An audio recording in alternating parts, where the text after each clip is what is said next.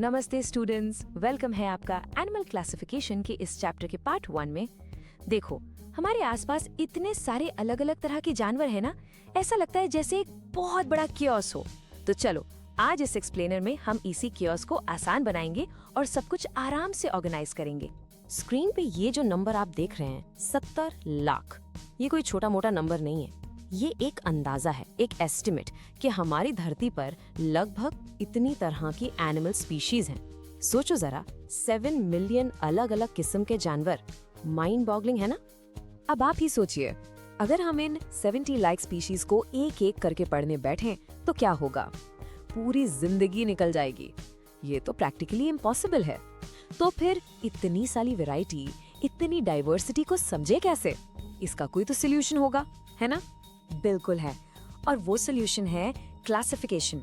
ये बेसिकली एक साइंटिफिक तरीका है, एक आर्ट है, जिसमें हम एनिमल्स को उनकी सिमिलैरिटीज यानी उनकी एक जैसी आदतों और फीचर्स और उनके डिफरेंसेस यानी वो एक दूसरे से अलग कैसे हैं, उसके बेसिस पर अलग अलग ग्रुप्स में डाल देते हैं।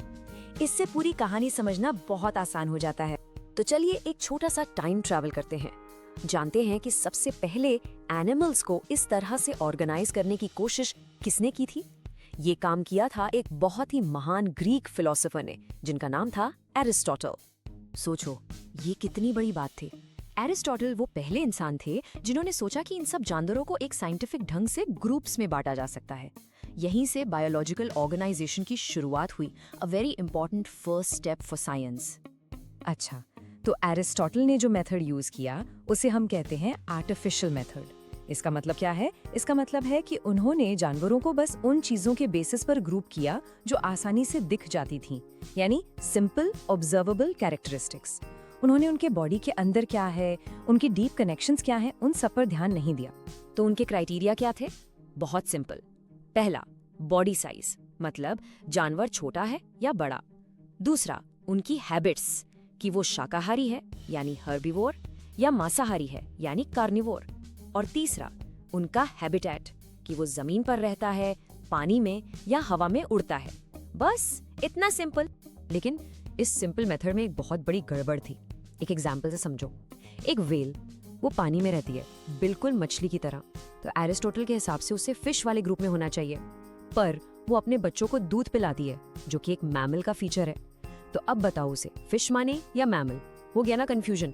यहाँ पर आके उनका आर्टिफिशियल मेथड थोड़ा सा फेल हो गया, और इसी कंफ्यूजन की वजह से साइंटिस्ट को एक नए बेहतर सिस्टम की जरूरत महसूस हुई, जिसे हम कहते हैं नेचुरल सिस्टम ऑफ क्लासिफिकेशन। ये सिस्टम सिर्फ ऊपर ऊपर से नहीं देखता, ये एनिमल्स के अंदर झांकता है। उनके सेल्स कैसे हैं, उनके क्रोमोसोम्स का स्ट्रक्चर क्या है, उनकी बॉडी के अंदर की बायोकेमिस्ट्री कैसी है, इन सब डीप फैक्टर्स को कंसिडर करता है। ओके, अब एक बहुत जरूरी सवाल जो अक्सर आपके एग्जाम्स में भी पूछा जाता है कि आखिर हम ये सब करे क्यों रहे हैं?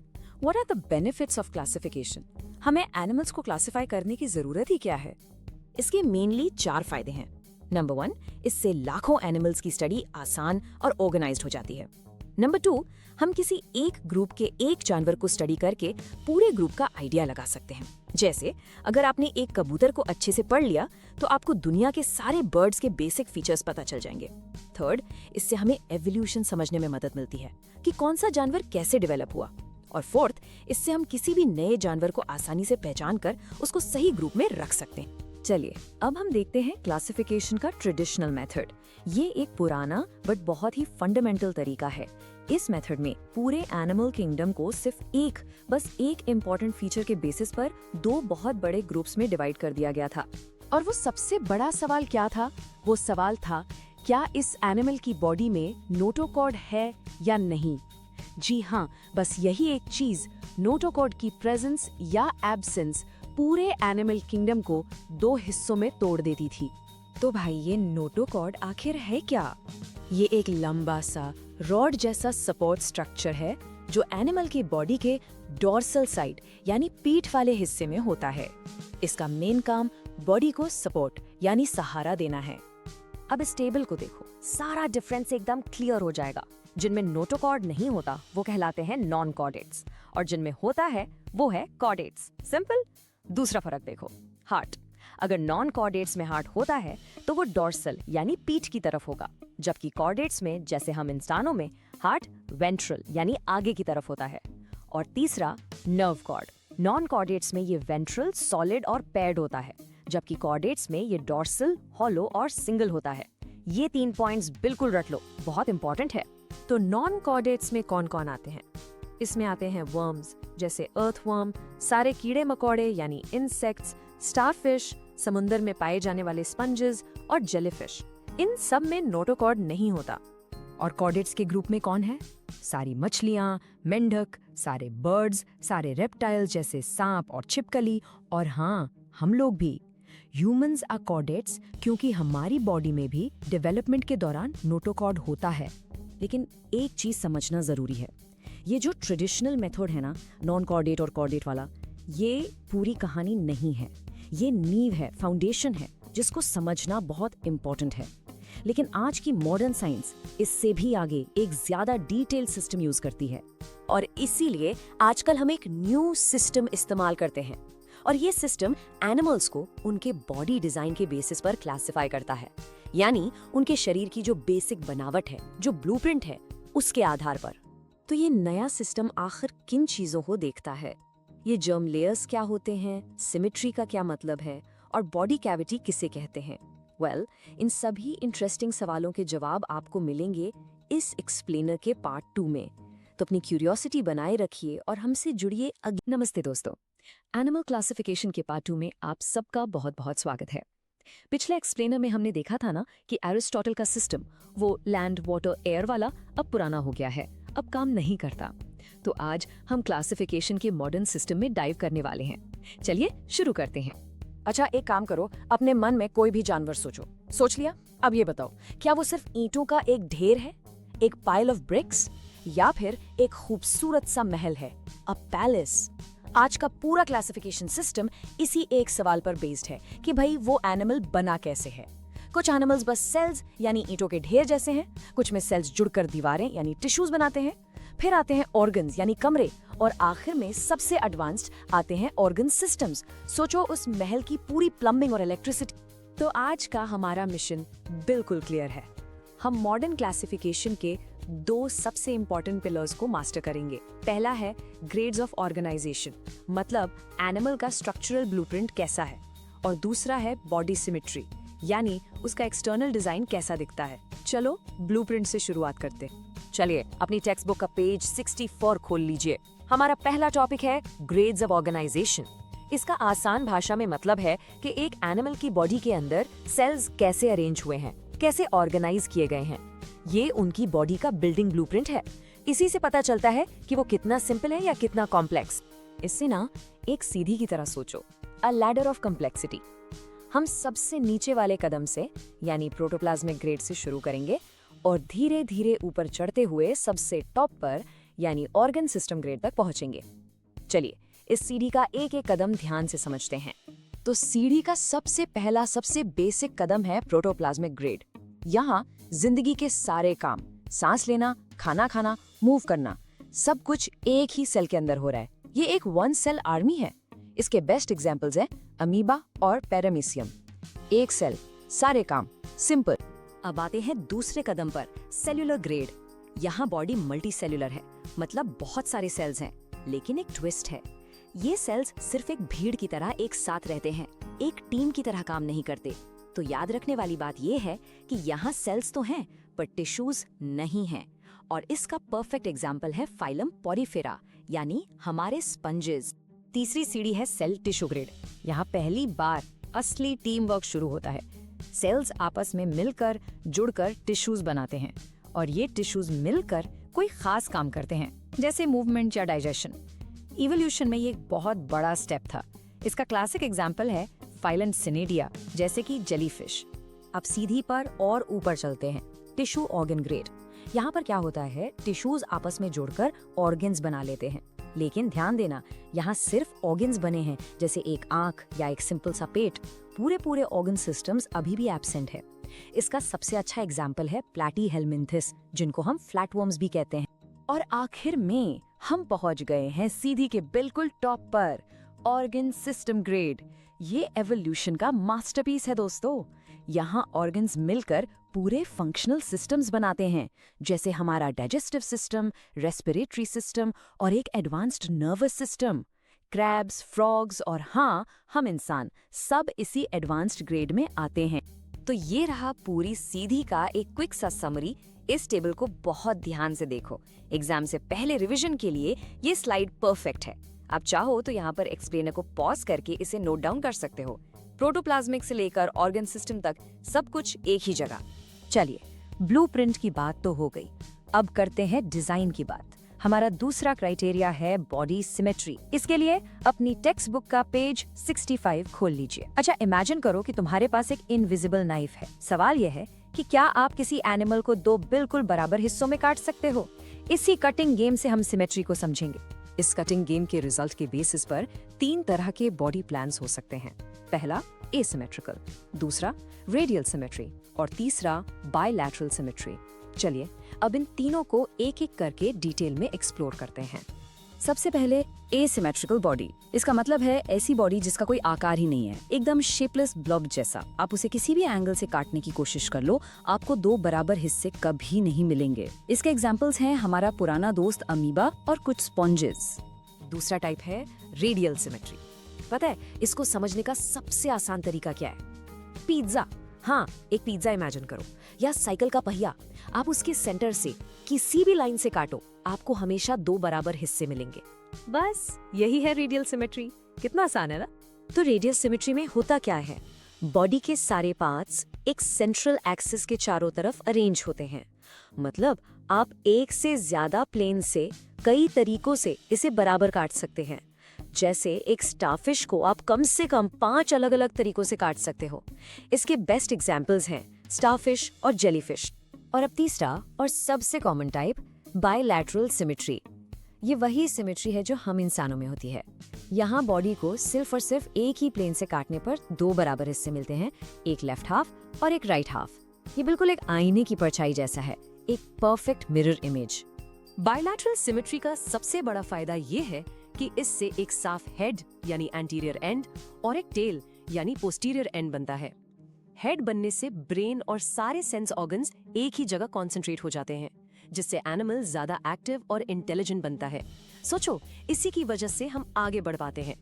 इसके एग्जाम्पल्स तो आपको हर जगह मिलेंगे, कीड़े मकोड़े, मछलियां, मेंढक, पक्षी और हम सब। चलिए, काफी कुछ सीख लिया हमने। तो अब टाइम है एक छोटा सा क्विज। टेस्ट कर लेते हैं कि आपको कितना याद रहा। रेडी हो? Let's see. ओके, आपका पहला सवाल, फ्लैटवर्म्स में कौन सा ग्रेड ऑफ ऑर्गेनाइजेशन मिलता है? याद करो, वो कॉम्प्लेक्सिटी वाली सीढ़ी। फ्लैटवर्म्स कहाँ पर थे? और सही जवाब है टिश्यू ऑर्गन ग्रेड। बिल्कुल सही। फ्लैटवर्म्स में टिश्यूज जुड़कर ऑर्गन्स तो बना लेते हैं, लेकिन पूरे ऑर्गन सिस्टम्स नहीं होते। वेल डन, अगर आपका जवाब सही था। दूसरा सवाल, अब ये ट्रू है या फॉल्स? स्पंजेस में टिश्यू ग्रेड ऑर्गेनाइजेशन होता है। ये थोड़ा ट्रिकी है, स्टूडेंट्स इसमें अक्सर गलती करते हैं। ध्यान से सोचना। इसका सही जवाब है फॉल्स। याद रखिएगा, स्पंजेस में सिर्फ सेल्यूलर ग्रेड ऑर्गेनाइजेशन होता है। उनमें सेल्स तो होते हैं, लेकिन वो टिश्यूज नहीं बनाते। वो सिर्फ एक भीड़ है, टीम नहीं। भूलना मत। तो आज हमने एनिमल का ब्लूप्रिंट यानी ग्रेड्स ऑफ ऑर्गेनाइजेशन और उसका डिजाइन यानी बॉडी सिमेट्री दोनों को अच्छे से समझ लिया है। हमने एनिमल की आउटर बॉडी तो एक तरह से तैयार कर ली, लेकिन असली कहानी तो अब बॉडी के अंदर शुरू होगी। एक आखिरी माइंड ब्लोइंग बात बताऊं? क्या आपको पता है कि एक एम्ब्रियो के अंदर सेल्स की 2 लेयर्स हैं या 3? बस इतनी सी बात ये डिसाइड करती है कि वो आगे जाकर एक सिंपल सा कीड़ा बनेगा या एक कॉम्प्लेक्स इंसान। शॉकिंग है ना? इसी मिस्ट्री को हम सॉल्व करेंगे पार्ट 3 में और डिस्कस करेंगे जर्म लेयर्स और बॉडी कैविटी यानी कोलोम। ट्रस्ट मी, यहाँ से बायोलॉजी बहुत ज्यादा इंटरेस्टिंग होने वाली है। पार्ट 3 मिस मत करना। तब तक स्टिक। हेलो स्टूडेंट्स, और एनिमल क्लासिफिकेशन सीरीज के पार्ट 3 में आप सबका बहुत बहुत स्वागत है। तो पिछले पार्ट्स में हमने क्या देखा? हमने देखा कि एनिमल्स को बाहर से उनकी सिमेट्री और ऑर्गेनाइजेशन के बेसिस पर कैसे बांटते हैं। आज हम एक कदम और अंदर जाएंगे। हम उनके अंदर झांकेंगे, उनकी इंटरनल आर्किटेक्चर को समझेंगे। आपने कभी सोचा है कि हर animal including you and me एक छोटे से लेयर्ड केक की तरह शुरू होता है? इंटरेस्टिंग है ना?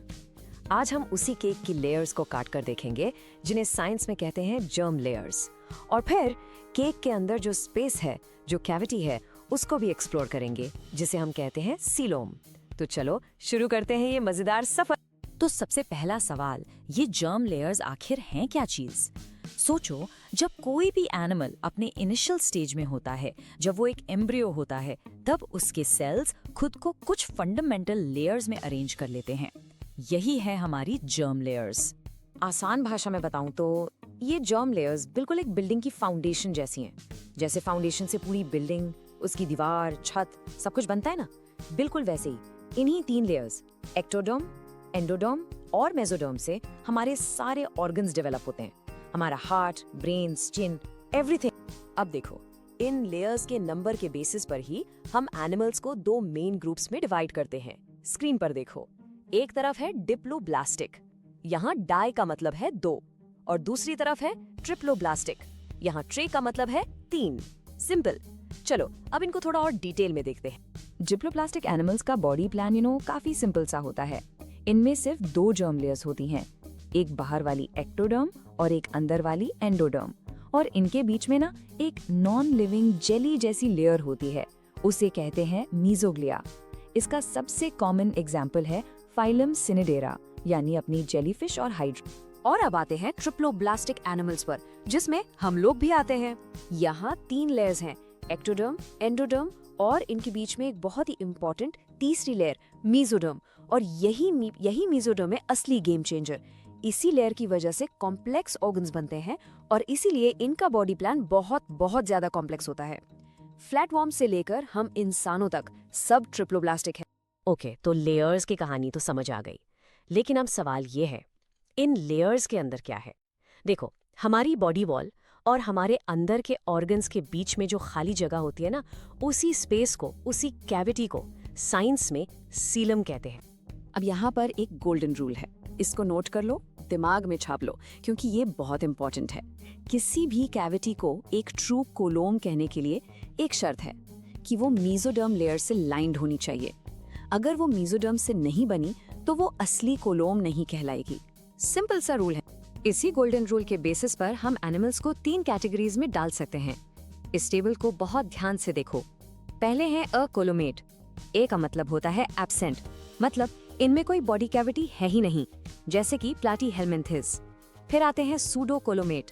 यहाँ सूडो का मतलब है फॉल्स या झूठा। इनके पास कैविटी तो है, पर वो मेसोडर्म से लाइंड नहीं है। एग्जाम्पल एशेलमिन्थेस। और आखिर में आते हैं यूकोलोमेट। यू का मतलब होता है ट्रू। इनके पास एक असली ट्रू कैविटी है जो मेसोडर्म से लाइंड है। इसमें एनालिडा से लेकर आगे के सारे फाइला आते हैं। ओके, अब थोड़ा सीरियस हो जाओ। मैं आपको वो कॉन्सेप्ट बताने जा रहा हूँ जहाँ सबसे ज्यादा स्टूडेंट्स फंस जाते हैं। ये एग्जामिनर्स का फेवरेट ट्रैप है, तो अगले कुछ मिनट पूरा फोकस यहाँ। जरा सोचो कि बॉडी के अंदर कैविटी तो है, पर वो असली नहीं है, वो फेक है, झूठी है। यही वो आइडिया है जो सबसे बड़ा कंफ्यूजन, सबसे बड़ा ट्रैप बन जाता है। ये लो, स्क्रीन पे वार्निंग साइन आ गया है। इस नाम को सूडोकोलोमेट अपने दिमाग में प्रिंट कर लो। जैसा मैंने बताया, सूडो का मतलब ही है फॉल्स या नकली। यही वो नकली कैविटी है जो सबको परेशान करती है। इसे बहुत ध्यान से समझना। तो सूडोकोलोमेट वो एनिमल है जिसके पास बॉडी कैविटी तो प्रेजेंट है, लेकिन वो मीजोडर्म से लाइंड नहीं है, इसलिए ये एक फॉल्स कोलोम है।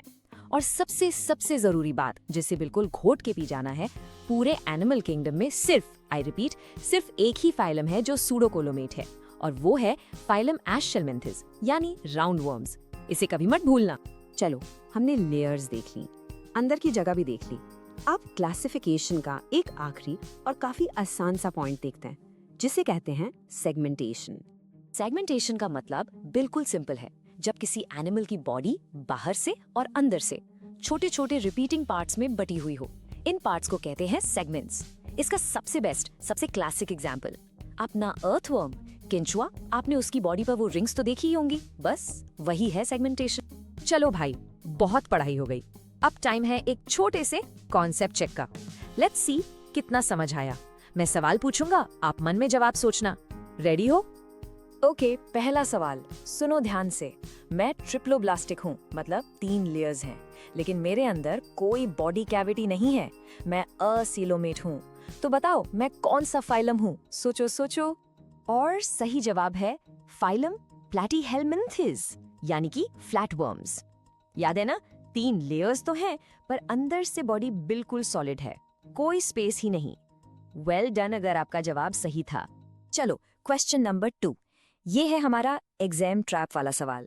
बताओ वो एक और सिर्फ एक फाइलम कौन सा है जो स्यूडोकोलोमेट है? ऑफ कोर्स, जवाब है फाइलम एशेलमिन्थेस। इसको तो आप भूल ही नहीं सकते हैं ना, the one and only, a single piece in the whole kingdom. Okay, last question. True या false? Cynarians, यानी jellyfish and all, triploblastic होते हैं। ये statement सही है या गलत? The answer is false. बिल्कुल गलत। अरे भाई, वो तो सिंपल एनिमल्स हैं। याद करो, वो डिप्लोब्लास्टिक होते हैं। सिर्फ 2 लेयर्स, एक्टोडर्म और एंडोडर्म। मीजोडर्म तो उनमें होती ही नहीं। तो देखो, आज का सबसे इंपॉर्टेंट लेसन क्या है? ये जर्म लेयर्स और ये सिलोम, ये एनिमल किंगडम के बिल्डिंग प्लान्स हैं, उनका फंडामेंटल ब्लूप्रिंट है। अब जब हमने ये सारे रूल्स अच्छे से समझ लिए हैं, तो अब हम आगे बढ़ने के लिए, एक्चुअल एनिमल्स से मिलने के लिए बिल्कुल तैयार हैं।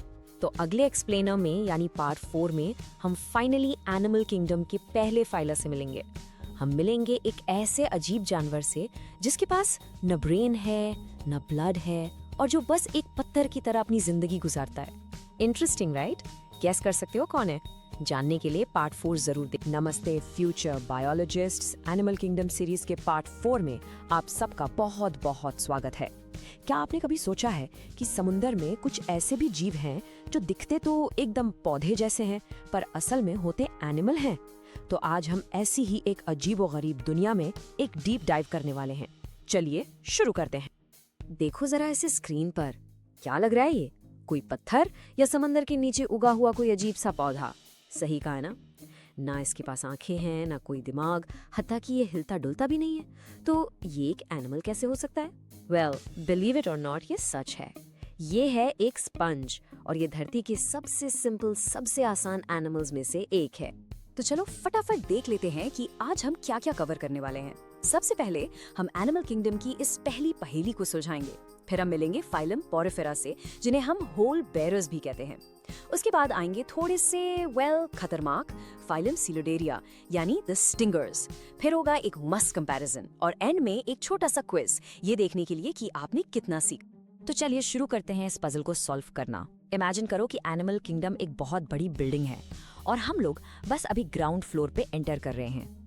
ये एवोल्यूशन की सीढ़ी का सबसे पहला कदम है। यहाँ हम मिलने वाले हैं लाइफ के उन फॉर्म से जिन्होंने एनिमल बनने की बस शुरुआत ही की थी। एकदम बेसिक, कोई कॉम्प्लिकेटेड चीज नहीं। तो आज का मिशन एकदम क्लियर है। एनिमल किंगडम के पहले 2 ग्रुप्स को एक्सप्लोर करना है, फाइलम पोरिफेरा और फाइलम सिलेंटरेटा। और हाँ, अगर आपको और गहराई में जाना है तो अपनी टेक्स्ट बुक का रिलेटेड चैप्टर जरूर देखना। तो चलिए एनिमल किंगडम के इस गेम में मिलते हैं लेवल 1 के प्लेयर्स से। ये है फाइलम पोरिफेरा, या आम भाषा में कहे तो स्पंजेस। ये वो बेसिक फाउंडेशनल क्रीचर्स हैं जिनके ऊपर ही आगे चलकर बाकी सभी कॉम्प्लेक्स एनिमल्स का एवोल्यूशन हुआ। ओके, तो इनका जो नाम है पोरिफेरा, वही इनकी सबसे बड़ी पहचान है। ये बना है 2 लैटिन वर्ड्स से। एक है पोरी, जिसका मतलब होता है पोर या छेद, और दूसरा है फेरा, जिसका मतलब है टू बेर यानी रखना। तो इनको जोड़ दो तो क्या बना? सिंपल, छेद वाले जानवर। इनकी पूरी के पूरी बॉडी छेदों से भरी होती है। तो अब सवाल उठता है कि इन छेदों का काम क्या है भाई? तो इसको ऐसे समझो कि इनकी बॉडी एक बिल्डिंग है। जो हजारों छोटे छोटे छेद है ना, उन्हें कहते हैं ऑस्टिया। ये हैं एंट्री गेट्स, जहाँ से पानी अंदर आता है। और फिर एक बड़ा सा ओपनिंग होता है जिसे कहते हैं ऑस्क्यूला। ये है इनका एग्जिट गेट, जहाँ से पानी बाहर जाता है। इनकी बॉडी ऑर्गेनाइजेशन सेलुलर ग्रेड की होती है। इसका मतलब है कि इनके पास बस सेल्स हैं, उन्होंने मिलकर टीम यानी टिश्यूज नहीं बनाए हैं। और इनका कोई फिक्स्ड शेप नहीं होता, इसलिए ये एसिमेट्रिकल होते हैं। अब एक और इंटरेस्टिंग वर्ड है इनके लिए, सेडेंटरी। इसका सीधा सा मतलब है एक ही जगह पर रहने वाला। ये एनिमल्स एक बार समुद्र में किसी पत्थर से या जमीन से जुड़ गए, बस फिर पूरी जिंदगी वहीं निकाल देते हैं। एक एनिमल जो चलता नहीं, है ना थोड़ा अजीब? तो अगर ये हिलते ही नहीं तो खाना कैसे खाते होंगे? सवाल तो बनता है। इनके अंदर स्पेशल सेल्स होते हैं, इन्हें कहते हैं कॉलर सेल्स। ये स्पेशल सेल्स पानी को अंदर घुमाते रहते हैं और उसमें से अपने काम के फूड पार्टिकल्स को फिल्टर कर लेते हैं। बड़ा स्मार्ट सिस्टम है। और इनकी बॉडी को सपोर्ट करता है एक स्केलेटन। ये या तो स्पिक्यूल से बना हो सकता है जो छोटे छोटे कांटों जैसे होते हैं, या फिर स्पॉन्जन फाइबर से जो एकदम फ्लेक्सिबल जाल जैसा होता है। एग्जाम के पॉइंट ऑफ व्यू से ये 3 नाम बिल्कुल याद रखना। पहला है साइकॉन, दूसरा यूस्पॉन्जिया जिसे कॉमन लैंग्वेज में बाथ स्पंज भी कहते हैं, और तीसरा है हाइलोनीमा। और हाँ, ये जो यूस्पॉन्जिया है ना, इसको पुराने जमाने में लोग सच में नहाने के लिए as a natural loofah use करते थे। चलो भाई, अब टाइम है एवोल्यूशन की सीढ़ी पर एक स्टेप ऊपर चढ़ने का। अब हम मिलने जा रहे हैं फाइलम सिनिडेरिया से। पॉरीफेरा के कंपैरिजन में ये थोड़े से एडवांस्ड हैं। और हाँ, इनके पास एक स्पेशल थोड़ा सा खतरनाक हथियार भी है। तो इनको स्टिंगर्स क्यों कहते हैं? इनके टेंटिकल्स पर स्पेशल स्टिंगिंग सेल्स होते हैं जिनका नाम है क्निडोब्लास्ट्स। ये एक छोटे से हार्पून या तीर की तरह काम करते हैं। जैसे ही कोई शिकार पास आता है, ये उसमें एक जहरीला टॉक्सिन इंजेक्ट कर देते हैं। ये इन्हें शिकार करने में और अपनी रक्षा करने दोनों में मदद करता है। तो अगली बार बीच पर कोई जेलीफिश दिखे तो उसे दूर से ही नमस्ते करना, ठीक है? इस ग्रुप में एक बहुत ही इंटरेस्टिंग चीज है। यहाँ आपको 2 अलग अलग तरह के बॉडी फॉर्म्स देखने को मिलते हैं। पहला है पॉलिप फॉर्म। ये सिलिंड्रिकल यानी ट्यूब जैसा होता है और ये ज्यादातर सेडेंटरी होता है, मतलब एक ही जगह चिपका रहता है। इसका बेस्ट एग्जाम्पल है हाइड्रा। और दूसरा फॉर्म है मेडुसा। ये बिल्कुल एक छतरी या अम्ब्रेला जैसा दिखता है और आराम से पानी में तैरता रहता है। और इसका एग्जाम्पल ऑफ कोर्स जेलीफिश। चलो, इनके बारे में कुछ और इम्पोर्टेंट पॉइंट्स देख लेते हैं। इनकी सिमेट्री होती है रेडियल सिमेट्री। इसका मतलब है कि अगर आप इन्हें सेंटर से किसी भी प्लेन में काटोगे, आपको 2 बराबर हिस्से मिलेंगे, बिल्कुल एक पिज्जा की तरह। बॉडी लेयर्स की बात करें तो ये डिप्लोब्लास्टिक होते हैं। डिप्लो यानी 2, तो इनकी बॉडी सिर्फ 2 लेयर्स से बनती है, बाहर वाली एक्टोडर्म और अंदर वाली एंडोडर्म। ज्यादातर सिनेरियंस आपको समुद्र में मिलेंगे, पर एक एक्सेप्शन है, हमारा दोस्त हाइड्रा, जो फ्रेश वाटर यानी साफ पानी में रहता है। तो एग्जाम्पल्स क्या क्या याद रखने हैं? हाइड्रा, अडाम्सिया जिसे सी एनिमन भी कहते हैं, ऑरेलिया यानी जेलीफिश, और हाँ, समुद्र को इतना खूबसूरत बनाने वाले जो कोरल्स होते हैं ना, वो भी इसी ग्रुप का हिस्सा है। ये कोरल्स लाखों करोड़ों की कॉलोनी में एक साथ रहते हैं। ओके, तो अब टाइम हो गया है एक अल्टीमेट शोडाउन का, पॉरीफेरा वर्सेस सिनिडेरिया। ये एग्जाम का एक फेवरेट क्वेश्चन है, इसलिए इस कंपैरिजन को बहुत ध्यान से समझना ताकि सारे पॉइंट्स एकदम क्लियर हो जाएं। चलो इस टेबल को देखते हैं। पहला पॉइंट है ऑर्गेनाइजेशन। पॉरीफेरा में है सेल्यूलर ग्रेड यानी सिर्फ सेल्स, जबकि सिनिडेरिया में है टिश्यू ग्रेड, एक लेवल अप। दूसरा पॉइंट सिमेट्री। पॉरीफेरा जैसा हमने देखा एसिमेट्रिकल है और सिनिडेरिया में है रेडियल सिमेट्री। तीसरा स्पेशल फीचर क्या है? पॉरीफेरा की पहचान है उसके पोर्स और सिनिडेरिया की सुपर पावर है उसके क्निडोब्लास्ट्स। और आखिरी पॉइंट मूवमेंट। पॉरीफेरा हमेशा सेडेंटरी रहता है, लेकिन सिनिडेरिया सेडेंटरी भी हो सकता है जैसे हाइड्रा, और फ्री स्विमिंग भी जैसे जेलीफिश। इस टेबल को दिमाग में छाप लो। तो चलो, अब टाइम है एक क्विक रैपिड फायर राउंड का। देखते हैं आपने इस चैप्टर को कितना समझा। अपने नॉलेज को टेस्ट करने के लिए तैयार हो जाओ। क्वेश्चन नंबर 1, मैं एक सेडेंटरी एनिमल हूँ और मेरी पूरी बॉडी में छेद ही छेद है, तो बताओ मैं किस फाइलम से बिलोंग करता हूँ? सोचो सोचो। अगर आपने सोचा फाइलम पॉरीफेरा, तो बिल्कुल सही। पोरस बॉडी और सेडेंटरी लाइफ, ये तो पॉरीफेरा ही है। Well done. Okay, next question. Cnidarians में क्नाइडोब्लास्ट्स का फंक्शन क्या है? याद करो उनका वो सीक्रेट वेपन। बिल्कुल सही। उनका काम है टॉक्सिन्स इंजेक्ट करके अपने शिकार को पकड़ना और खुद की प्रोटेक्शन करना। परफेक्ट। और ये रहा फाइनल क्वेश्चन। हाइड्रा को क्लासिफाई करो, उसका किंगडम और फाइलम बताओ। और इसका सही जवाब है किंगडम एनिमलिया और फाइलम निडेरिया। जिसके तीनों आंसर्स सही थे। बहुत बहुत बधाई, आपने इस टॉपिक को मास्टर कर लिया है। तो आज हमने एनिमल किंगडम की पहले 2 कदम यानी सिंपल स्पंजेस और उनसे थोड़े एडवांस्ड स्टिंगर्स को अच्छे से समझ लिया। लेकिन आगे की कहानी तो अभी बाकी है मेरे दोस्त। अगले पार्ट में हम एंटर करेंगे वर्म्स की दुनिया में।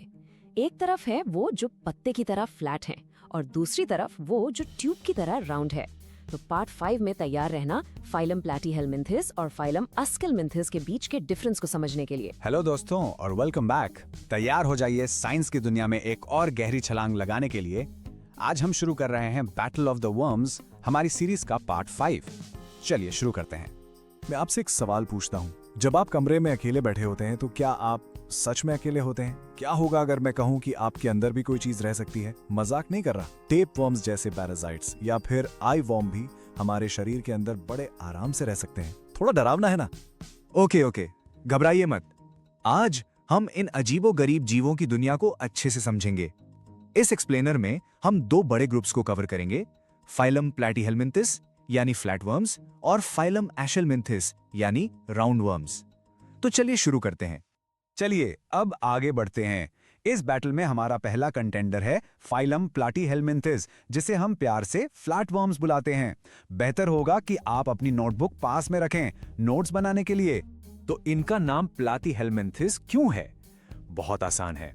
ग्रीक भाषा में प्लैटी का मतलब होता है फ्लैट यानी चिपटा और हेलमिंथ का मतलब होता है वर्म यानी कीड़ा। तो इनका नाम का सीधा सा मतलब है द फ्लैट वर्म्स। इनका शेप बिल्कुल एक पत्ते या रिबन जैसा होता है, इससे आप इन्हें आसानी से याद रख सकते हैं। अब इस स्लाइड में जो है ना वो इनके सबसे जरूरी फीचर्स हैं। ज्यादातर ये एंडोपैरासाइट्स होते हैं, यानी दूसरे जानवरों के अंदर रहते हैं। इनकी बॉडी बाइलैटरली सिमेट्रिकल और ट्रिप्लोब्लास्टिक होती है, यानी 3 फंडामेंटल सेल लेयर से बनी होती है। लेकिन यहाँ सबसे जरूरी बात यह है, ये एसिलोमेट होते हैं।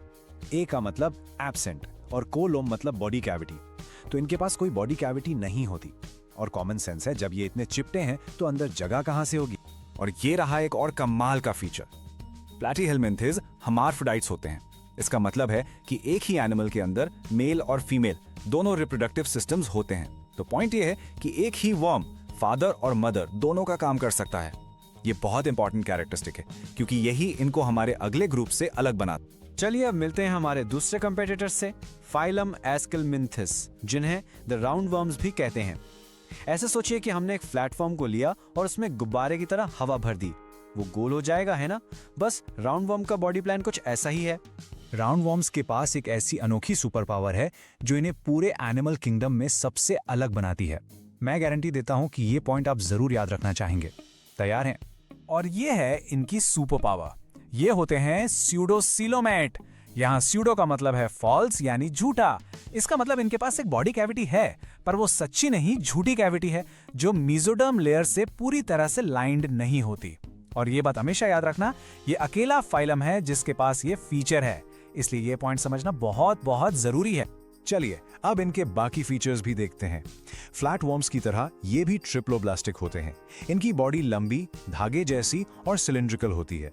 प्रोटेक्शन के लिए, खासकर पैरासिटिक वर्म्स में, इनके ऊपर एक सख्त आउटर लेयर होती है जिसे क्यूटिकल कहते हैं। ये उन्हें होस्ट के खतरनाक डाइजेस्टिव जूसेस से बचाता है। और रिप्रोडक्शन का क्या? ये यूनिसेक्सुअल होते हैं, मतलब मेल और फीमेल अलग अलग होते हैं, जो कि हर्माफ्रोडाइट प्लेटफॉर्म से बिल्कुल उल्टा है। और अब वक्त आ गया है आखिरी मुकाबले का, प्लैटीहेलमिंथिस वर्सेस एशेलमिंथिस। ये टेबल जो आप अभी देखेंगे, ये इन दोनों फाइला को कंपेयर करने के लिए अल्टीमेट समरी है। चलिए एक एक करके इनको समझते हैं। ओके, अब पूरा ध्यान यहाँ। पहला डिफरेंस है इनका शेप। फ्लैटवर्म्स चिपटे होते हैं जबकि राउंडवर्म्स सिलिंड्रिकल होते हैं। दूसरा और शायद सबसे इंपॉर्टेंट डिफरेंस है कोलोम। फ्लैटवर्म्स अकोलोमेट हैं बिना बॉडी कैविटी के, और राउंडवर्म्स स्यूडोकोलोमेट हैं उस झूठी कैविटी के साथ। तीसरा डिफरेंस है इनका रिप्रोडक्शन। फ्लैटवर्म्स हर्माफ्रोडाइट्स हैं जिसमें सेक्सेस कंबाइंड हैं, जबकि राउंडवर्म्स यूनिसेक्सुअल हैं जिसमें सेक्सेस अलग अलग हैं। मैं तो कहूंगा कि यहाँ पॉज कीजिए और इस टेबल को आराम से समझिए। ये आपका सबसे बड़ा टेक अवे। ठीक है, तो हमने फ्लैटवर्म्स और राउंडवर्म्स को देख लिया, लेकिन एक मिनट रुकिए। वो जो आम अर्थवर्म हमें बारिश के बाद अपने गार्डन में दिखता है, उसका क्या? वो इन दोनों में से किस ग्रुप में आता है? सोचिए जरा। वो फ्लैट तो बिल्कुल नहीं है, और वो सिर्फ सिंपल राउंड भी नहीं है। अगर आप ध्यान से देखेंगे तो आपको दिखेगा कि एक अर्थवर्म की बॉडी छोटे छोटे रिंग्स या सेगमेंट से बनी होती है। वो एक सेगमेंटेड वर्म है। और ये चीज उसे एक बिल्कुल अलग ग्रुप में डाल देती है। तो आज हमने फ्लैट वर्म्स और राउंड वर्म्स के बीच के सबसे जरूरी डिफरेंसेस को समझ लिया, उनके बॉडी शेप और इंटरनल कैविटीज से लेकर उनके रिप्रोडक्शन के तरीके तक। और अर्थवर्म के ऑब्जर्वेशन ने हमें ला दिया है पार्ट 6 के टॉपिक पर, जहां हम मिलेंगे फाइलम एनिलिडा यानी सेगमेंटेड वर्म से और फाइलम आर्थ्रोपोडा से, जो इस धरती का सबसे बड़ा एनिमल ग्रुप है। तो जुड़े रहिए, तब तक हाथ धोते रहिए और पढ़ाई करते रहिए। मिलते हैं अगले। हेलो एवरीवन और वेलकम है आपका हमारी बायोलॉजी सीरीज के पार्ट 6 में। तो आज हम बात करने वाले हैं दो ऐसे एनिमल ग्रुप्स की जो जमीन पर लगभग हर जगह मिल जाते हैं। सही मायने में यही हैं धरती के असली रूलर्स। तो आज का मुकाबला किसके बीच है? एक तरफ है हमारा फार्मर्स फ्रेंड यानी कि अर्थवर्म, और दूसरी तरफ है द अल्टीमेट सर्वाइवर, कॉकरोच। सवाल बड़ा सिंपल है, इन दोनों में से या इनके पूरे ग्रुप्स में से आखिर धरती पर राज करता कौन है? चलिए आज के इस एक्सप्लेनर में इसी सवाल का जवाब ढूंढते हैं। ओके, तो शुरुआत करते हैं हमारे कंटेंडर नंबर 1 से।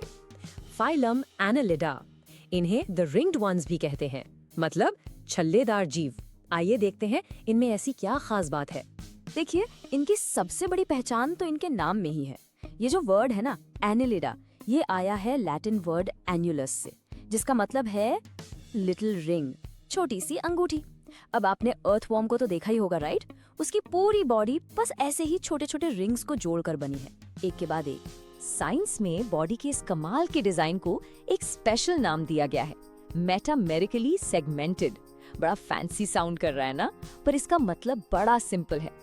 इसका मतलब है कि बॉडी बहुत सारे रिपीटिंग हिस्सों से यानी सेगमेंट से बनी है, बिल्कुल एक ट्रेन की तरह। जैसे ट्रेन में एक के बाद एक डिब्बे जुड़े होते हैं, वैसे ही इनकी बॉडी में सेगमेंट्स जुड़े होते हैं, और हर सेगमेंट लगभग एक जैसा ही होता है। अच्छा, चलो अब थोड़ा एग्जाम के पॉइंट ऑफ व्यू से इनकी कुछ इंपॉर्टेंट फीचर्स को समझ लेते हैं। सबसे पहले ये होते हैं ट्रिप्लोब्लास्टिक, यानी इनकी बॉडी 3 बेसिक जर्म लेयर्स से बनती है, सिंपल। फिर आती है इनकी सिमेट्री, ये होते हैं बायलैटरली सिमेट्रिकल, मतलब अगर आप इन्हें बीच से काटो तो लेफ्ट और राइट साइड बिल्कुल एक दूसरे की मिरर इमेज होंगे। नेक्स्ट, ये यूकोलोमेट है, इसका मतलब इनके पास एक ट्रू बॉडी कैविटी होती है, एक ऐसी जगह जिसके अंदर इनके सारे ऑर्गन सेफ रहते हैं। इनकी बॉडी पर एक स्पेशल प्रोटेक्टिव लेयर भी होती है जिसे हम क्यूटिकल कहते हैं। और हाँ, ये फ्री लिविंग भी हो सकते हैं, जैसे अर्थवर्म या फिर एक्टोपैरासाइट्स भी। इसका बेस्ट एग्जाम्पल है लीच यानी जोंक, जो दूसरों का खून पीती। ओके, बट एक मिनट, एक सवाल तो दिमाग में आता है। इनके पास तो लेग्स है नहीं, तो फिर ये चलते कैसे हैं? ये जमीन के अंदर इतनी आसानी से मूव कैसे कर लेते हैं? सोचा है कभी? चलिए इसका भी पता लगाते हैं। तो इसका जवाब ये है कि एनालिड्स के पास मूवमेंट के लिए एक नहीं बल्कि अलग अलग टूल्स होते हैं। जैसे कि अर्थवर्म, वो यूज करता है सीटे। ये क्या होते हैं? ये बिल्कुल छोटे छोटे बाल जैसे स्ट्रक्चर्स हैं जो जमीन पर ग्रिप बनाने में हेल्प करते हैं। फिर नेरिस जैसे जो समुद्री एनालिड्स हैं, उनके पास होते हैं पैरापोडिया, जो पानी में तैरने के लिए बिल्कुल चप्पू की तरह काम करते हैं। और आखिर में आती है लीच यानी जोंक, वो अपने सकर्स यूज करती है। वो किसी भी चीज से चिपक जाती है और फिर आगे बढ़ती है। ऑलराइट, तो ये तो थी एनालिडा की कहानी। अब आगे बढ़ते हैं हमारे दूसरे कंटेंडर की तरफ, जो एनिमल किंगडम का सबसे बड़ा चैंपियन है। पेश है फाइलम आर्थ्रोपोडा, यानी जॉइंटेड लेग्स वाले जीव। बिल्कुल, एनालिडा की तरह इस फाइलम का नाम भी इनकी सबसे बड़ी सुपर पावर बताता है। ये नाम 2 ग्रीक वर्ड से बना है, आर्थ्रो जिसका मतलब है जॉइंट या जोड़, और पोडा जिसका मतलब है लेग्स या पैर। तो आर्थ्रोपोडा मतलब जॉइंटेड लेग्स वाले एनिमल्स, और इनके ये जॉइंटेड लेग्स भाई एक स्विस आर्मी नाइफ से कम नहीं है। इनसे ये चलते हैं, दौड़ते हैं, खाना पकड़ते हैं, हर काम के लिए परफेक्ट हैं। और अब आती है सबसे शॉकिंग बात, ये जो फाइलम आर्थ्रोपोडा है ना, ये पूरे एनिमल किंगडम का सबसे बड़ा फाइलम है, द लार्जेस्ट। आप इस बात से अंदाजा लगाओ कि धरती पर जितनी भी एनिमल स्पीशीज हैं, उनमें से 80% से भी ज्यादा इसी ग्रुप में आती हैं। मतलब आप कहीं भी चले जाओ, समुद्र की गहराई से लेकर पहाड़ों की चोटी तक आपको आर्थ्रोपॉड जरूर मिलेंगे। तो सवाल ये है कि इनकी इतनी जबरदस्त सक्सेस के पीछे का राज क्या है? वेल, वो राज है इनका बॉडी आर्मर। साइंस की लैंग्वेज में इसे कहते हैं चिटिनस एक्सोस्केलेटन। ये बेसिकली चिटिन नाम के एक सुपर टफ मटेरियल से बना एक एक्सटर्नल स्केलेटन है। ये इनका सुरक्षा कवच है। ये इन्हें न सिर्फ दुश्मनों से बचाता है, बल्कि पानी की कमी यानी डिहाइड्रेशन से भी प्रोटेक्ट करता है। अब अगर बाकी फीचर्स की बात करें तो इनमें एनालिड्स से काफी सिमिलैरिटीज हैं। ये भी ट्रिप्लोब्लास्टिक होते हैं, यूकिलोमेट होते हैं और बायलैटरली सिमेट्रिकल भी होते हैं। हाँ, इनकी बॉडी भी सेगमेंटेड होती है, लेकिन एक बड़ा डिफरेंस है। आर्थ्रोपोड्स यूनिसेक्सुअल होते हैं, यानी इनमें मेल और फीमेल अलग अलग होते हैं। ओके, तो अब तक हमने दोनों कंटेंडर्स को अकेले अकेले देख लिया। अब वक्त है आमने सामने की टक्कर का। चलिए इन दोनों ग्रुप्स को साइड बाय साइड रखते हैं ताकि आपके सारे डाउट्स क्लियर हो जाएं और एग्जाम में कोई कंफ्यूजन ना हो। चलिए इस टेबल को देखते हैं और इनके मेन डिफरेंसेस को समझते हैं। सबसे पहले मीनिंग। एनिलेडा मतलब रिंग्ड बॉडी, आर्थ्रोपोडा मतलब जॉइंटेड लेग्स। क्लियर है? फिर आते हैं प्रोटेक्शन पर। एनिलेडा के पास है एक पतली सी क्यूटिकल, जबकि आर्थ्रोपोडा के पास है एक सॉलिड मजबूत चिटिनस एक्सोस्केलेटन, एक प्रॉपर आर्मर। अब बात करते हैं लोकोमोशन की, यानी चलने फिरने की। एनिलिड्स यूज करते हैं सीटे, पैरापोडिया या सकर्स, वहीं आर्थ्रोपोड्स यूज करते हैं अपने सुपर वर्सेटाइल जॉइंटेड अपेंडेजेस। और एग्जाम्पल्स तो अब तक आपको बिल्कुल याद हो गए होंगे। अर्थवॉर्म और लीच है एनिलिडा और कॉकरोच और बटरफ्लाई है आर्थ्रोपोडा।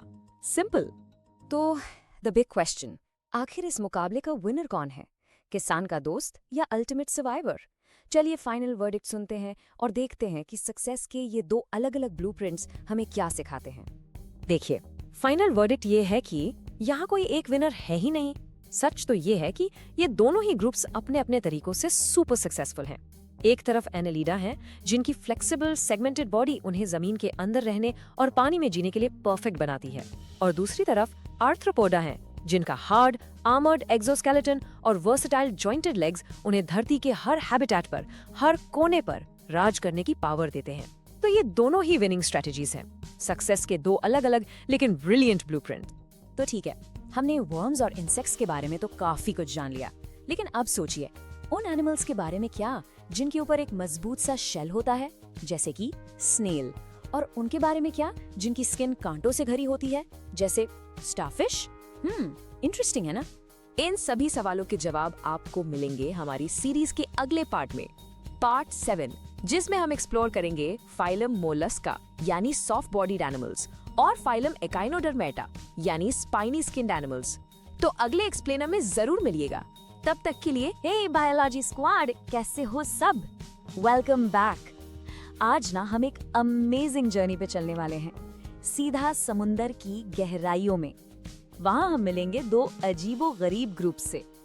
एक है बिल्कुल स्क्विशी, नरम मुलायम, और दूसरा थोड़ा स्पाइनी है, कांटेदार। बड़ा मजा आने वाला है, तो रेडी हो ना?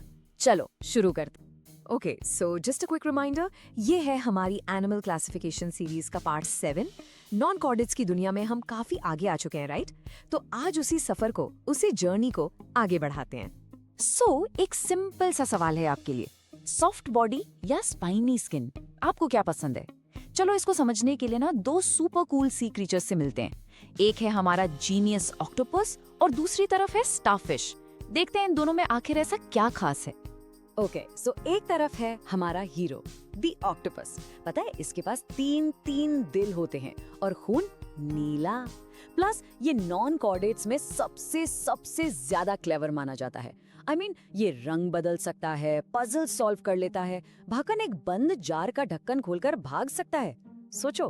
फिर आती है स्टारफिश, बिल्कुल ऑपोजिट, ऊपर से एकदम स्पाइनी, कांटेदार और हार्ड। और इसकी सुपर पावर, अगर इसका कोई आर्म यानी बाजू टूट जाए तो वो पूरा का पूरा नया उगा लेती है। रीजेनरेशन की अल्टीमेट पावर। Amazing, right?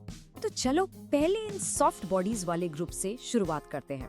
फटाफट अपनी टेक्स्ट बुक्स खोलो, पेज नंबर 70 पे आ जाओ। ठीक है, हम पढ़ने जा रहे हैं फाइलम मोलस्का। देखो, नाम नहीं सब कुछ है। मोलस्क, इसका लैटिन में मतलब ही होता है सॉफ्ट, सिंपल। अब एक बहुत इंपॉर्टेंट पॉइंट, इसको स्टार मार्क कर लो। आर्थ्रोपोडा के बाद ये एनिमल किंगडम का सेकंड लार्जेस्ट फाइलम है। समझ रहे हो? ये एग्जाम में जरूर पूछा जाता है, तो इसे बिल्कुल नोट डाउन कर लेना। इसमें इतनी ज्यादा वैरायटी है, इतनी सारी स्पीशीज हैं। ओके, अब इनकी बॉडी का बेसिक डिजाइन यानी बॉडी प्लान समझते हैं। बहुत सिंपल है।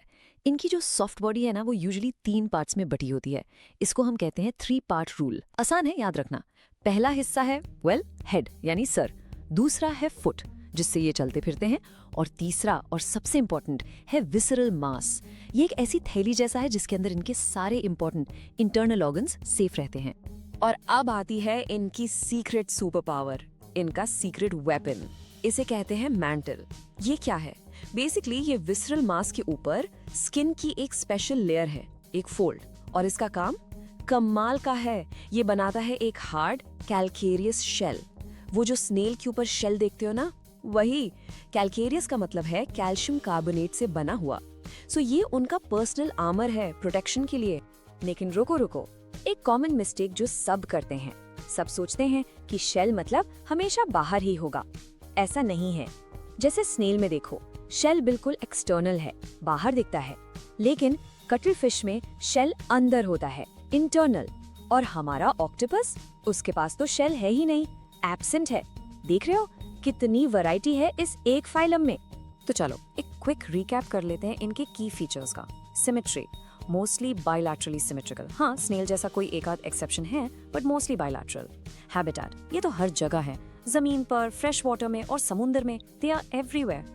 और reproduction, unisexual, simple and clear. चलो अब टॉपिक चेंज करते हैं। Time to meet our spiny friends. अपनी टेक्स्ट बुक में अगले पेज पे आ जाओ, पेज 71। इनसे तो आप बीच पे जरूर मिले होंगे, और गलती से पैर पड़ गया तो आउच। ऑफ कोर्स हम बात कर रहे हैं फाइलम एकाइनोडर्माटा की। नाम को तोड़ो, एकिनोस मतलब स्पाइन्स और डर्मा मतलब स्किन, तो क्या बना? Spiny skinned animals, simple as that. Okay guys, सब लोग इधर ध्यान दो। Exam alert. अब जो मैं बताने वाला हूँ ना, ये एग्जामिनर्स का फेवरेट क्वेश्चन है। आई एम टेलिंग यू, ये पूछा जाता है। तो पेन, पेपर, हाइलाइटर सब रेडी रखो और पूरा फोकस यहाँ। तो इनकी सिमेट्री की कहानी में ना एक ट्विस्ट है, बड़ी इंटरेस्टिंग स्टोरी है। जब ये छोटे बच्चे होते हैं, यानी अपने लार्वल स्टेज में, तब ये होते हैं बायलैटरली सिमेट्रिकल, ठीक है। लेकिन जैसे ही ये बड़े होते हैं, अडल्ट स्टेज में आते हैं, इनकी बॉडी पूरी बदल जाती है और इनकी सिमेट्री हो जाती है रेडियल। मतलब लाइफ में सिमेट्री चेंज हो गई। ये इस फाइलम का सबसे यूनिक, सबसे इम्पोर्टेंट फीचर है, इसको भूलना मत। ओके, इनके बाकी पॉइंट्स भी देख लेते हैं। सबसे पहला और सबसे जरूरी, हैबिटेट। इसको अंडरलाइन कर लो, बोल्ड में लिख लो। ये स्ट्रिक्टली मरीन है, मतलब सिर्फ और सिर्फ समुद्र के खारे पानी में मिलेंगे, फ्रेश वाटर में नहीं, जमीन पर नहीं। Got it? फिर आती है इनकी मूवमेंट। ये चलते कैसे हैं? इनके पास होते हैं ट्यूब फीट। इमेजिन हजारों छोटे छोटे पैर जिनके नीचे सक्शन कप्स लगे हैं। उन्हीं से ये चलते हैं और अपना खाना भी पकड़ते हैं। कुल ना, इनका स्केलेटन कैल्केरियस स्पाइन से बना है, इसीलिए तो ये कांटेदार होते हैं। और हाँ, रीजेनरेशन, स्टारफिश की तरह इनमें रीजेनरेशन की पावर भी गजब की होती है। ऑलराइट बायोलॉजी स्क्वाड, अब वक्त आ गया है द अल्टीमेट शोडाउन। एक तरफ है स्क्विशी मोलस्का, दूसरी तरफ स्पाइनी एकाइनोडर्माटा। चलो इन दोनों को आमने सामने लाते हैं और देखते हैं इनके सारे डिफरेंसेस, ताकि सब कुछ एकदम क्रिस्टल क्लियर हो जाए। Ready for the face of?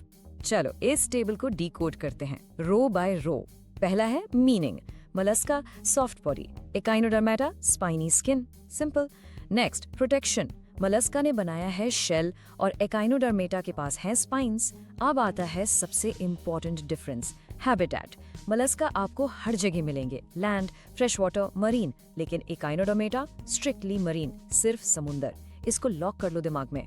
फिर है सिमेट्री, मोलस्का में मोस्टली बायलेटरल और एकाइनोडर्मेटा में वो ट्विस्ट याद है, लार्वा में बायलेटरल, अडल्ट में रेडियल। और लास्ट में इनकी स्पेशलिटी, मोलस्का का क्लेम टू फेम है कि ये सेकंड लार्जेस्ट फाइलम है और एकाइनोडर्मेटा अपने सुपर कूल ट्यूब फीट के लिए जाने जाते हैं। ओके, काफी पढ़ाई हो गई, काफी ज्ञान हो गया। अब टाइम है आपके ब्रेन को टेस्ट करने का। Let's have a quick rapid fire pop quiz. देखते हैं क्लास में किसका ध्यान था। Are you ready? Let's go. Okay, question number 1।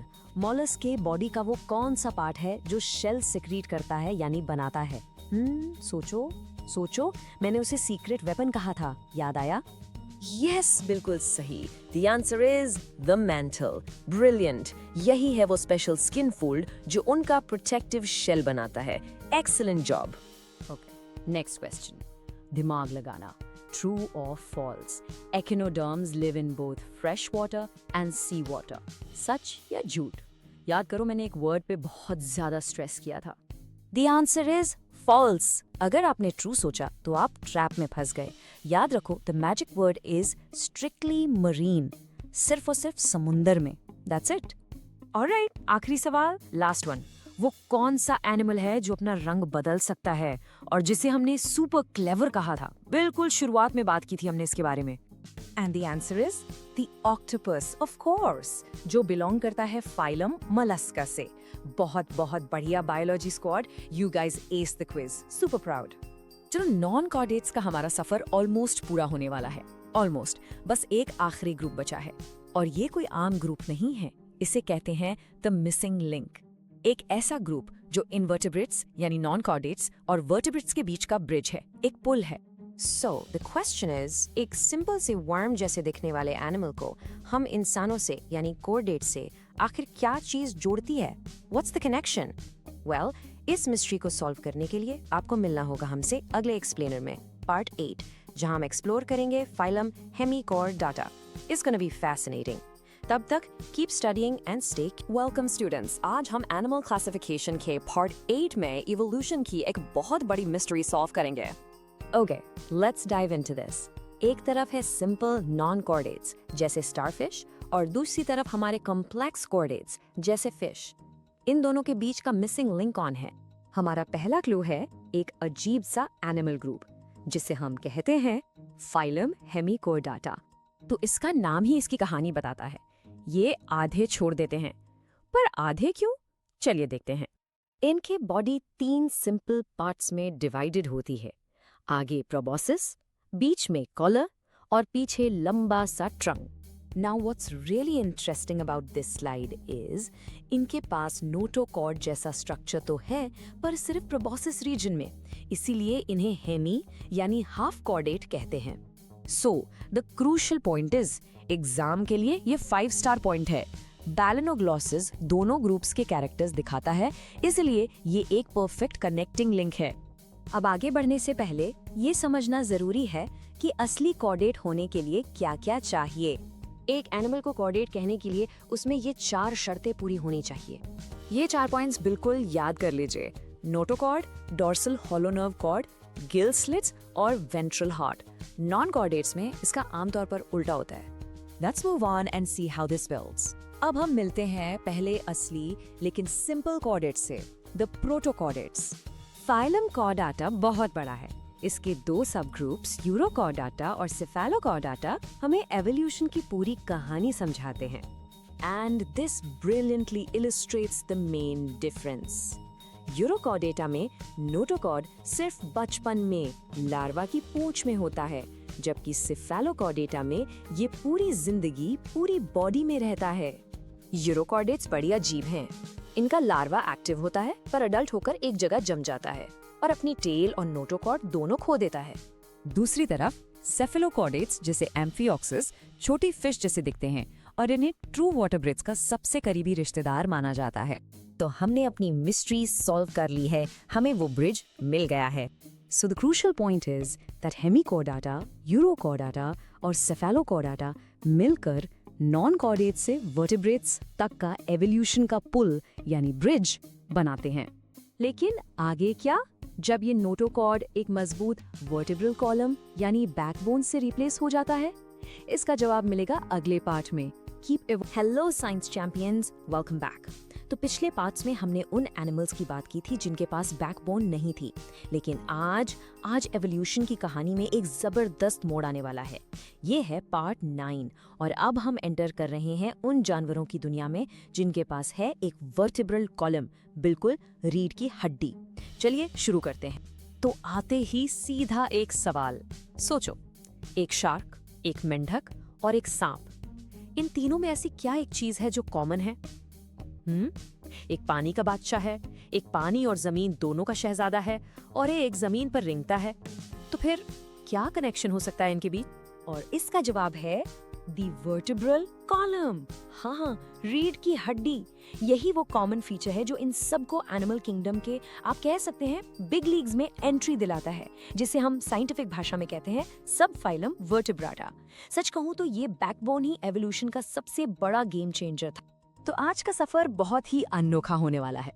हम पहले देखेंगे कि बैकबोन की शुरुआत आखिर हुई कैसे। फिर मिलेंगे सबसे पहले वर्टेब्रेट्स यानी साइक्लोस्टोमाटा से। उसके बाद हम डुबकी लगाएंगे पानी के बादशाहों पाइसीज की दुनिया में। फिर देखेंगे जमीन पर पहला कदम रखने वाले एम्फीबिया को। और आखिर में मिलेंगे जमीन के असली कॉन्करर्स रेप्टिलिया से। तैयार हो? Let's go.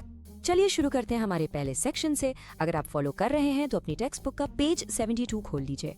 हमारा टॉपिक है सब फाइलम वर्टिब्राटा। इन एनिमल्स का ना एक और नाम है क्रेनिएटा। अब आप सोचेंगे कि क्रेनिएटा ही क्यों? सिंपल है, क्योंकि इनके पास एक वेल डेवलप्ड हेड होता है जिसके अंदर ब्रेन को प्रोटेक्ट करने के लिए एक क्रेनियम यानी खोपड़ी होती है। तो चलो वर्टेब्राटा के कुछ खास फीचर्स पर नजर डालते हैं। सबसे पहला, इनमें जो एम्ब्रियोनिक स्टेज पे नोटोकॉर्ड होती है ना, वो आगे चलकर एक मजबूत सॉलिड वर्टिब्रल कॉलम से रिप्लेस हो जाती है। दूसरा, जैसा मैंने बताया, इनका सर पूरी तरह से डेवलप्ड होता है। तीसरा, इनका एंडोस्केलेटन मतलब जो अंदरूनी ढांचा है वो या तो कार्टिलेज का बना होता है, ये एक तरह की सॉफ्ट फ्लेक्सिबल हड्डी होती है, या फिर प्रॉपर सख्त बोन का। और आखिर में इनमें से कुछ के पास जबड़े होते हैं और कुछ के पास नहीं। चलिए अब एवोल्यूशन की सीढ़ी में आगे बढ़ते हैं और मिलते हैं सबसे पुराने वर्टेब्रेट से। ये है क्लास साइक्लोस्टोमेटा। आप टेक्स्ट बुक में पेज 73 पर इनके बारे में और डिटेल में पढ़ सकते हैं। ये दिखने में थोड़े अजीब जरूर हैं, लेकिन एवोल्यूशन की कहानी में इनका रोल बहुत इम्पोर्टेंट है। अच्छा, इनका नाम याद रखना ना बहुत ही आसान है। चलो इस नाम को तोड़ कर देखते हैं। साइक्लो, इसका मतलब होता है सर्कुलर यानी गोल, और स्टोमा का मतलब है माउथ यानी मुंह। तो साइक्लोस्टोमाटा का सीधा सा मतलब क्या हुआ? गोल मुंह वाले एनिमल्स। देखा कितना सिंपल है। अब इनके बारे में कुछ खास बातें जानते हैं जो एग्जाम के लिए इम्पोर्टेंट है। इनका मुंह गोल होता है बिना जबड़ों के, और उसमें एक सकर लगा होता है। इसी सकर से ये दूसरी मछलियों से चिपक जाते हैं और उनका खून पीते हैं। इसीलिए इन्हें एक्टोपैरासाइट्स कहते हैं। मतलब ये वो जीव हैं जो दूसरे जीव के शरीर के बाहर रहकर उसे अपना खाना लेते हैं। इनकी स्किन एकदम सॉफ्ट होती है, कोई स्केल्स नहीं होते। इनके पास जोड़ी में फिन्स भी नहीं होते, जिसे हम पेयर्ड अपेंडेजेस कहते हैं। और हाँ, इनका एंडोस्केलेटन हड्डियों का नहीं बल्कि कार्टिलेज का बना होता है। चलिए अब पानी में एक गहरी डुबकी लगाते हैं। हम आ गए हैं पानी के असली बादशाहों के पास, क्लास पाइसीज, यानी हमारी सारी मछलियाँ। ये पानी की दुनिया पर लिटरली राज करती हैं। अब एक बहुत जरूरी बात, ये सारे एनिमल्स कोल्ड ब्लडेड होते हैं। इनका साइंटिफिक नाम है पोइकिलोथर्म्स। इसका मतलब ये है कि इनकी बॉडी का टेम्परेचर फिक्स नहीं रहता, ये अपने आसपास के पानी के टेम्परेचर के हिसाब से बदलता रहता है। मतलब अगर पानी ठंडा तो ये ठंडे, पानी गर्म तो ये भी गर्म। तो एक मछली पानी में इतनी आसानी से कैसे तैर लेती है? बहुत सिंपल डिजाइन है। स्टेप 1, उसकी बॉडी स्पिंडल शेप्ड होती है, आगे और पीछे से पतली, जो पानी को आराम से काटने में मदद करती है। स्टेप 2, तैरने के लिए इनके पास पेड फिन्स होते हैं। और स्टेप 3, इनकी जो पूंछ है यानी टेल फिन, वो एक स्टीयरिंग व्हील की तरह काम करती है, जिससे ये अपना डायरेक्शन बदलती हैं। चलो कुछ और इम्पोर्टेंट फीचर्स जानते हैं। मछलियां सांस लेती हैं गिल्स से, ये तो हम सबको पता है। उनकी बॉडी को प्रोटेक्शन देने के लिए उस पर स्केल्स होते हैं। और इनका स्केलेटन 2 तरह का हो सकता है। कुछ का स्केलेटन कार्टिलेज का बना होता है, जैसे कि एक शार्क का, और कुछ का बोनी होता है, यानी पक्की हड्डियों का, जैसे रोहू या पॉम्फ्रेट मछली का। अब हमारी एवोल्यूशन की कहानी में एक बहुत बड़ा ट्विस्ट आता है। जिंदगी पानी से निकलकर जमीन पर अपना पहला कदम रखने जा रही है, और ये हिम्मत दिखाई क्लास एम्फीबिया ने। ये वो पायनियर्स थे जिन्होंने जमीन पर जीना शुरू किया। इनका नाम ही इनकी पूरी कहानी बता देता है, पता है? एम्फी का मतलब होता है बोथ या दोनों, और बायोस का मतलब होता है लाइफ। तो एम्फीबिया का सीधा साधा मतलब हुआ ड्यूअल लाइफ वाले जानवर। ये अपनी जिंदगी पानी और जमीन दोनों जगह पर जीते हैं।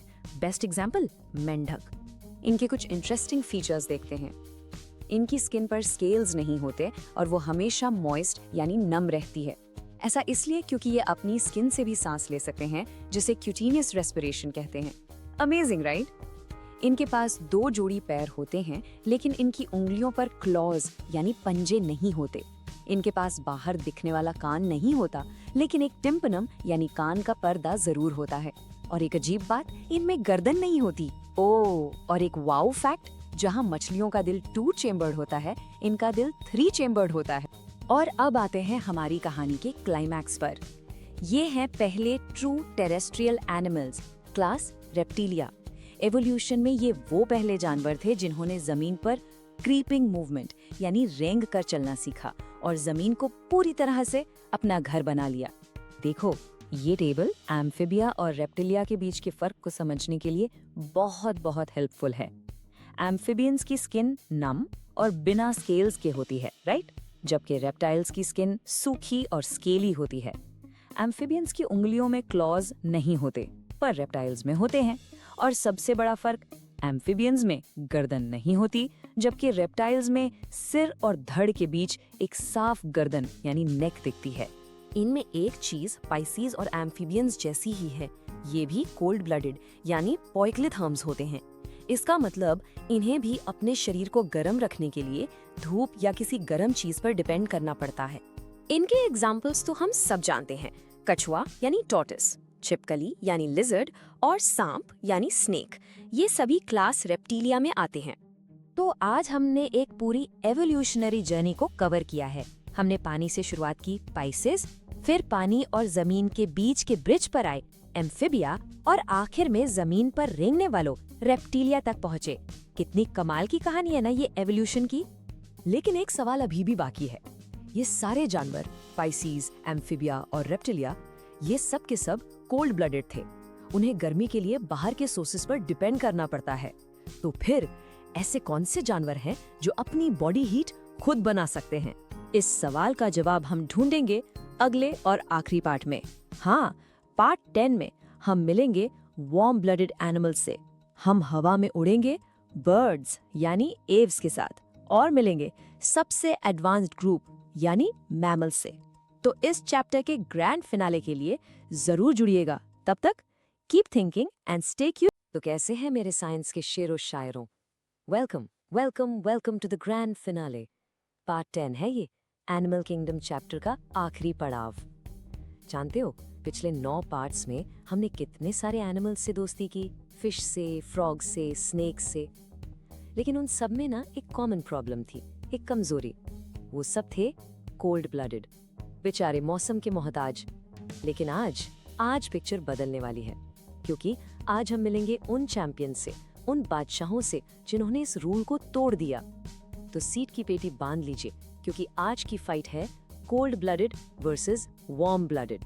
सोचो जरा, अब तक हम जिन भी एनिमल्स की बात कर रहे थे वो सब एक तरह से मौसम के गुलाम थे, राइट? धूप निकली तो ये चलो काम करते हैं, और जैसी ठंड हुई तो बस सुस्त होकर एक कोने में पड़ गए, एकदम पावरलेस। लेकिन जिनकी बात आज हम करने वाले हैं, उन्होंने इस गुलामी की जंजीरें तोड़ दी हैं। उन्होंने पाई है आजादी। कैसे? अरे उन्होंने अपने अंदर ही एक सिर्फ पर्सनल इंटरनल हीटर फिट करवा लिया है। अब इसका फायदा सोचो, सुपर पावर है ये। अब चाहे आप उन्हें बर्फीले पहाड़ों में छोड़ दो या तपते हुए रेगिस्तान में, दे डोंट केयर। वो हर जगह रूल कर सकते हैं। And that my friends was a true revolution, evolution का सबसे बड़ा गेम चेंजर। अच्छा, अब इतनी बड़ी सुपर पावर है तो इसका कोई फैंसी साइंटिफिक नाम भी तो होना चाहिए, है ना? ऐसे थोड़ी ना हीटर वाले जानवर बोलेंगे। तो इनको हम कहते हैं होमियोथर्म्स। थोड़ा डिफिकल्ट लगा, चलो इजी करते हैं। होमियो मतलब सेम, थर्म मतलब टेम्परेचर, तो सेम टेम्परेचर। सिंपल, बस यही मतलब है। ये वो एनिमल्स हैं जिनका बॉडी का अंदर का टेम्परेचर हमेशा कांस्टेंट रहता है, एकदम फिक्स्ड। जैसे आप एसी का टेम्परेचर 24 पे सेट कर देते हो ना, बाहर चाहे गर्मी हो या सर्दी, अंदर 24 ही रहेगा। बस वैसा ही इनका इंटरनल थर्मोस्टेट है, और यही है इनकी पूरी दुनिया पे राज करने का सीक्रेट। तो चलिए इस वार्म ब्लडेड क्लब के पहले सुपरस्टार से मिलते हैं। Introducing class Aves. अब ये एव्स सुन के टेंशन मत लेना, लैटिन में इसका सिंपल सा मतलब है बर्ड्स। हाँ, हमारे पक्षी, चिड़िया, तोता, कबूतर, ये सब। और ये आसमान के लिए ही बने हैं। उनका पूरा डिजाइन, पूरी बॉडी बस उड़ने के लिए यानी एरियल लाइफ के लिए परफेक्ट है। They are the true undisputed masters of the sky. तो सवाल ये है कि आखिर एक बर्ड को इतना परफेक्ट फ्लाइंग मशीन बनाता क्या है? Let's break it down, exam के लिए बहुत इंपॉर्टेंट है। पॉइंट नंबर 1, वही सुपर पावर। ये वार्म ब्लडेड हैं, मतलब ऊपर हवा में कितनी भी ठंड हो, इनकी एनर्जी डाउन नहीं होगी, फुल पावर। दूसरा, उनकी बॉडी देखो, स्पिंडल शेप्ड, मतलब आगे और पीछे से पतली, बीच से थोड़ी मोटी, बिल्कुल एक रॉकेट की तरह। ताकि हवा को चीरते हुए आगे बढ़ सकें, एयर रेजिस्टेंस कम हो। फिर आते हैं इनकी फोर लिम्स यानी आगे के हाथ पैर। हमारे पास हाथ है, इनके पास विंग्स, उड़ने के लिए मॉडिफाई हो गए हैं। नेक्स्ट एक्सोस्केलेटन, हमारी तरह हड्डियों का नहीं, इनका एक्सोस्केलेटन है फेदर्स का, पंख, जो उड़ने में भी हेल्प करते हैं और बॉडी को गर्म भी रखते हैं। डबल फायदा। और सबसे इंटरेस्टिंग, इनके पास दांत नहीं होते। इमेजिन, उसकी जगह होती है हल्की सी बीक यानी चोंच। क्यों? सिंपल लॉजिक, दांत भारी होते हैं, वजन कम करना है ना उड़ने के लिए, सो नो टीथ। और लास्ट में इनकी हेड और ट्रंक के बीच में एक प्रॉपर नेक होती है फ्लेक्सिबिलिटी के लिए। तो ये सब मिलाकर बनता है एक perfect ultimate flying machine. Examples तो आपको पता ही है, रोज देखते हो, पीकॉक हमारा national bird, parrot, pigeon, duck, ये सब तो कॉमन है। लेकिन एक अजीब एग्जाम्पल है, पेंगुइन। आप बोलोगे सर पेंगुइन तो उड़ता नहीं है। सही बात है, वो नहीं उड़ता, लेकिन क्या वो बर्ड है? बिल्कुल है, 100% बर्ड है। क्यों? क्योंकि उसके पास फेदर्स हैं, चेक, बीक है, चेक, विंग्स हैं, हाँ है, भले ही वो उन्हें तैरने के लिए यूज करता है। तो याद रखना, हर बर्ड उड़े ये जरूरी नहीं, ऑस्ट्रिच भी नहीं उड़ता। ओके, तो आसमान के मास्टर से तो मिल लिए, अब आते हैं जमीन के और पानी के और हवा के भी सबसे सक्सेसफुल और एडवांस्ड रूलर्स पर। Class Mammalia. और हाँ, ये हमारी अपनी क्लास है, हम आप सभी इंसान इसी ग्रुप में आते हैं। लेकिन आखिर इस ग्रुप का नाम मैमेलिया ही क्यों पड़ा, कुछ और क्यों नहीं? सोचो, इस नाम में ही इसका सबसे बड़ा राज छुपा है। क्या है वो? और जवाब है एक बहुत ही स्पेशल फीचर, मैमरी ग्लैंड्स। ये इस क्लास का टिपिकल कैरेक्टर है। अब टिपिकल कैरेक्टर का मतलब क्या? मतलब वो एक फीचर जो इस ग्रुप के हर मेंबर में मिलेगा ही मिलेगा, दी डिफाइनिंग फीचर। मैमरी ग्लैंड्स वो ग्लैंड्स होते हैं जिससे मदर्स अपने यंग वंस को फीड करने के लिए मिल्क प्रोड्यूस करती हैं, और इसी मैमरी वर्ड से नाम आया ममेलिया। सिंपल है ना? तो ठीक है, मैमरी ग्लैंड्स तो सबसे इम्पोर्टेंट हो गया। इसके अलावा और क्या कॉमन है हम सब में? वेल, सबसे पहले हम भी वार्म ब्लडेड है, बर्ड्स की तरह ही। दूसरा, हमारी बॉडी क्लियरली डिवाइडेड है, हेड, नेक, ट्रंक और टेल। अब बोलोगे हमारे पास टेल कहाँ है? अरे इवोल्यूशन में चली गई, लेकिन हमारे एंसेस्टर्स के पास थी। फिर आओ डिजिट्स पे, यानी उंगलियों पर। हमारे पास है नेल्स, शेर के पास होते हैं क्लॉज यानी पंजे, और घोड़े के पास होते हैं हूव्स यानी खुर। है सब अलग पर आते इसी कैटेगरी में हैं। और आखिर में एक्सोस्केलेटन। बर्ड्स का था फेदर्स, हमारा क्या है? जरा अपने हाथ पे देखो, ये जो छोटे छोटे बाल है ना, द है, यही हमारा एक्सोस्केलेटन है। किसी में ज्यादा, किसी में कम। शेरों में यही घना होकर फर बन जाता है। कितना अमेजिंग है, राइट? ओके, अब आते हैं उस सेक्शन पे जहां सबसे ज्यादा स्टूडेंट्स गलती करते हैं। एग्जाम अलर्ट, एकदम दिमाग में फिट कर लेना इसको। पहला कल्प्रिट, बैट यानी चमगादड़। देखने में क्या लगता है? बर्ड है, उड़ रहा है, पर वो बर्ड नहीं है। No way. क्यों? सिंपल टेस्ट करते हैं। क्या उसके फेदर्स हैं? नहीं, उसके बॉडी पे हेयर होते हैं। पॉइंट 1। क्या वो अंडे देता है? नहीं, वो बच्चों को जन्म देता है। पॉइंट 2। और सबसे बड़ा प्रूफ, क्या उसके पास मैमरी ग्लैंड्स हैं? यस, वो अपने बच्चों को दूध पिलाता है। तो bat is a flying mammal. अब आओ दूसरे धोखेबाज पे, व्हेल। इतनी बड़ी, पानी में रहती है, तैरती है, तो फिश होगी, राइट? रॉन्ग, व्हेल फिश नहीं है। क्यों? सिंपल, फिश सांस लेती है गिल से, व्हेल सांस लेती है लंग्स से, हमारी तरह। उसको सांस लेने के लिए पानी से बाहर आना पड़ता है, और व्हेल भी अपने बच्चों को मिल्क फीड करती है। So whale is an aquatic mammal. याद रखना, बायोलॉजी में जो दिखता है उस पर मत जाओ, फीचर्स पे जाओ। और इसी के साथ हमने पूरा एनिमल किंगडम का सफर तय कर लिया है। क्या बात है! सिंपल सा स्पॉन्जेस से शुरू करके हम एडवांस्ड मैमल्स तक पहुंच गए। तो अब टाइम है एक हाई स्पीड रिवाइंड का, एक सुपर फास्ट रीकैप पूरे चैप्टर का। सीट की पेटियां कस के बांध लो, क्योंकि अब हम जा रहे हैं टाइम ट्रैवल पे। रेडी? Let's do this. सबसे पहले याद करो वो 4 पिलर्स जिनके ऊपर ये पूरा किंगडम खड़ा है, द बेसिस ऑफ क्लासिफिकेशन। क्या थे वो? लेवल ऑफ ऑर्गेनाइजेशन, सेल्यूलर है या tissue level, body symmetry, radial है या बायलैटरल, बॉडी कैविटी यानी सीलोम है या नहीं है, और जर्म रेयर्स 2 है या 3।